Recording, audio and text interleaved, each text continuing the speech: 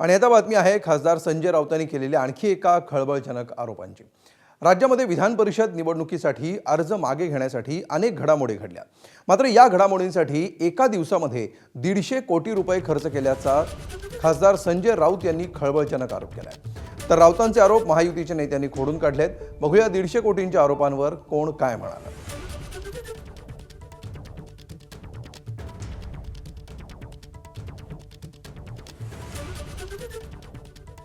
पुण्यातली माघार, छत्रपती संभाजीनगरमधली माघार, कोकणातली माघार, आज मी ते ट्विटवर टाकलेलं आहे आकडे सगळे। याशिवाय अजून 3 ठिकाणी यवतमाळ, वर्धा, गडचिरोली वगैरे तो भाग सगळा 150 कोटी रुपये काल माघारी आणि बिनविरोध या संदर्भातले जे व्यवहार झाले, त्यात खर्च झाले। ज्या पद्धतीनं अनेक अडचणींमधनं आजारपणातनं जाऊन आज युबीटीची भूमिका संजय राऊत साहेब मांडतायत, त्याच्यामुळेच युबीटीचं अस्तित्व, ह्याच्यामध्ये मी त्यांचं कुठं कौतुक केलं? ते बोलतायत म्हणून युबीटीचं आहेच ना। मग ते जे अप्रिशिएट जे आहे ते केलं पाहिजे।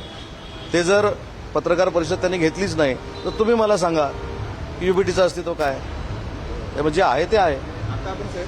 आणि पत्रकार परिषदेनंतर पक्ष वाढतोय की कमी होतोय हा वेगळा मुद्दा राहिला।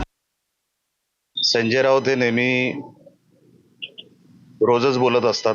त्या रोज बोलण्याच्या पलीकडे त्यांच्याकडे आता काहीच उद्योग राहिलेले नाही।